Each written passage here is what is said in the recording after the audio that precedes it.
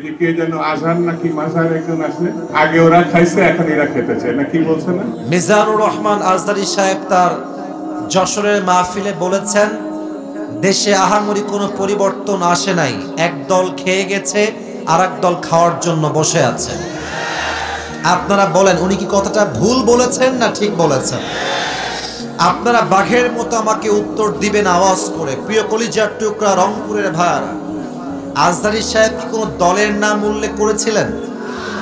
এই যে আস্তে কথা বললেন, কোন দলের নাম বলেছেন? কোন ব্যক্তির নাম মেনশন করেছেন? উনি জাস্ট বলেছেন এক দল খেয়ে গেছে আর এক দল খাওয়ার জন্য বসে আছে, এতেই কিছু লোকের গায়ে আগুন ধরে গেছে।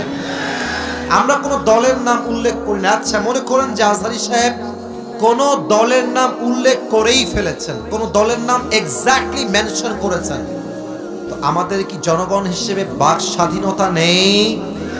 বলেন সবাই, আছে না নাই? যদি আমাদের বাক স্বাধীনতা কেউ কাটতে চায়, তাদেরকে আওয়ামী লীগের ইতিহাস মনে রাখতে হবে যুবক ভাইরা আমার। তো আমি দেখলাম একজন নেতা, তার নামটা আমি জাস্ট বলেই ফেলছি, ছোট্ট নাম বলছি, দুদু সাহেব। উনি বললেন কোথাকার কোন আজহারি মাঝহারি মিয়া, আজহারি কি মাঝহারি? এটা কি আপনাদের সস্তা মনে হয়? আজহারি এটা হচ্ছে বাংলাদেশের ব্র্যান্ডের নাম যুবক ভাইরা আমার। আচ্ছা আপনি বলেন, এই যে একজন নেতা, দলের নেতা একজন আলেমকে বলছে আজহারি মাঝহারি কোথাকার কে, এটাই প্রমাণ যে সে মানুষটা শিক্ষিত হতে পারে না। একজন শিক্ষিত মানুষ আলেমকে কথা বলবে পরিপূর্ণ শ্রদ্ধার সাথে, সম্মানের সাথে রংপুরের ভাইরা আমার। আচ্ছা আপনি আমাকে বুঝায় বলেন, মনে করেন যে আজহারী সাহেব কোনো একটা কথা ভুলই বলেছেন, আমরা কারো অন্ধভক্ত নই, আমরা অন্ধভক্ত নই, ভুল হলে ভুল, ঠিক আছে, আপনি দ্বিমত পোষণ করবেন, এটার তো একটা আদব আছে, এটা সম্মান আছে। আপনি বলবেন যে আমাদের সকলের প্রিয় মিজানুর রহমান আজহারী সাহেব কথা বলেছেন, আমার মনে হয় ব্যাপারটা এরকম না হয়, এরকম হলে আরো ভালো হতো। আপনি রেসপেক্ট দিয়ে বলেন। আপনি যখন আজহারীকে মাঝহারি বলে গালি দেন, কলিজার টুকরা যুবকদের রক্তক্ষরণ শুরু হয়ে যায় যুবক। তবে হ্যাঁ, একজন বললেন যে আজহারী সাহেবকে, আসেন আপনি রাজনীতির নাম লেখা, আপনি রাজনীতি করেন, আপনি ওই দলে যান সেই দলে যান, যশোরের মাহফিল আপনার ইউটিউবে আজকে সার্চ দিবেন, জুম করবেন যশোরের মাহফিলটা, ড্রোন ফুটেজ বা পেছনের ফুটেজ দেখবেন, যত মাহফিলে অডিয়েন্স এসেছে 95 ভাই যুবক ভাইরা সেই মাহফিলে এসেছেন। তো সবাই কি জামাত ইসলাম? তারা সবাই কি শিবির নাকি? তারা মিয়া, ঘোল খাওয়াই লাভ নাই, এসব ঘোল আর বাংলার মানুষ খাবে না যুবক ভাই। জামাত ইসলাম নয়, বিএনপির লোকরা আজহারীকে কলিজা থেকে ভালোবাসে যুবক ভাইরা। ওই যে যশোরের মাহফিল, আওয়ামী লীগও ছিল, বিএনপিও ছিল, যুবকও ছিল, মায়েরাও ছিল, বোনেরাও ছিল।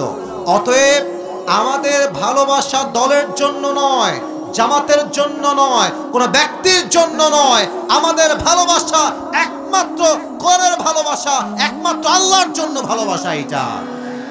আচ্ছা, যেই দলগুলো এভাবে আজহারীকে কটাক্ষ করছেন, এই যে 20 লাখ মানুষের সামনে কটাক্ষ করলেন, ওখানে কি সবাই আজহারীর ভক্ত না? তো আপনি যে গালিটা দিলেন, যার বুকে আপনি আঘাত দিলেন, আচ্ছা ভাবেন যে আজহারী সাহেবকে আমি ভালোবাসি, কথার কথা, তো আমার ভালোবাসার মানুষকে যে গালি দিবে, আমি কি তাকে আর ভোট দিব নাকি? কথা বলেন, ভোট দিব নাকি? আপনি আমাকে সম্মান করবেন, আমার ভালোবাসার মানুষকে সম্মান করবেন, আপনাকে আমি স্যালুট জানাবো যুবক ভাই, আছে কিনা বলেন? মেহেরবানি করে দলাদলি করবেন না। স্বৈরাচার বিদায় নিয়েছে, ওই চ্যাপ্টার ক্লোজ। আগামীর দেশ হবে ইসলামের বাংলাদেশ, কোরআনের বাংলাদেশ। কেউ যদি রুখে দিতে চান, মনে রাখবেন ইসলামকে যারাই রুখতে এসেছে, কেউ রুখতে পারে নাই, তারা মাটির নিচে মিশে ধূলিসাৎ হয়ে মেচাকার হয়ে গিয়েছে। আল্লাহ প্রত্যেকটা মানুষকে কথাগুলো বোঝা এবং আমল করার তৌফিক দান করুক। পড়েন সবাই আমিন। দেশটা কি পরাধীন না স্বাধীন? এই দেশ স্বাধীন কারা করেছে? কলিজার টুকরা যুবক ভাইরা বুকের তাজা রক্তের মাধ্যমে দেশটাকে স্বাধীন করেছে। আচ্ছা আপনারা আমার 2 হাত দেখেন তো, একটা নাম জিজ্ঞেস করতে চাই সবার কাছে। একজন যুবক 2 হাত এমনে পেতে গুলির সামনে বুক পেতে দিয়েছিল, ওই যুবকটার নাম কি? বাসা কোন বিভাগে? রংপুর বিভাগে বাসা। এটা মাথায় রাখতে হবে। রংপুরের সন্তানরা বিড়ালের বাচ্চা নয়, সব সিংহের বাচ্চাগুলো আমার সামনে বসে আছে। শহীদ আবু সাইদ যখন বুকের তাজা রক্ত দিয়েছে, তখন এই দেশের দ্বিতীয় স্বাধীনতার সূচনা শুরু হয়েছে। তার রক্ত দেওয়ার পরে দেশের প্রত্যেকটা যুবকদের কলিজায় রক্তে আগুন শুরু হয়ে গিয়েছে। যুবক ভাইরা, এই দেশটা আমরা দ্বিতীয়বার স্বাধীন করতে পেরেছি, এটা আল্লাহর শুকরিয়া। তবে আমি এখন ভূমিকায় কিছু কথা বলবো, যেই কথাগুলো দুই একজন লোকের গায়ে লাগতে পারে। এজন্য আমি জানি দুই একজন লাগবে, এটা আপনার যত বড় লাগবে এটা আমি জানি। তবে আমি আবারও আপনাকে বলছি, আপনি আমার শত্রু নন, আমিও আপনার শত্রু নই। আমার প্রথম পরিচয় বিএনপি নয়, জামাত নয়, আওয়ামী লীগ নয়, হেফাজত নয়, চরমনায় নয়, কওমিয়া নয়, আলিয়া নয়। আমার প্রথম পরিচয়, আমি মুসলমান ঘরের সন্তান। তাকবীর দিবেন সিংহের মতো। আল্লামা দেলোয়ার হোসেন সাইদি হুজুরের নাম শুনেছেন না? তা তো আসতে কোন কেন, নাম শুনছেন না?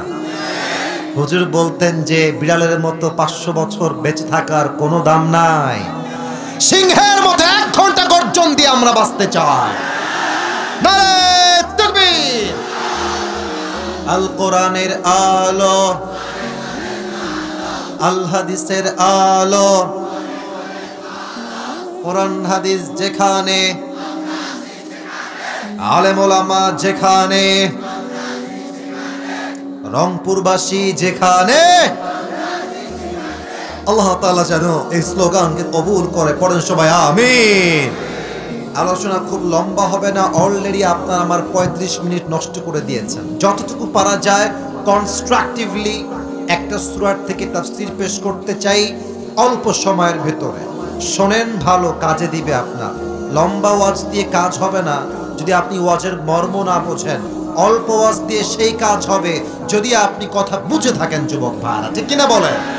আমি শুরু করছি কোরআন থেকে তাফসীর পেশ করা। আজকে আমরা যেই পারার থেকে তাফসীর শুনবো সেই পারার নাম হচ্ছে 30 নাম্বার পারা। বলেন সবাই, কত নাম্বার পারা? না, এটা রংপুরের সাউন্ড হয় নাই। আবারও বলছি, কত নাম্বার পারা?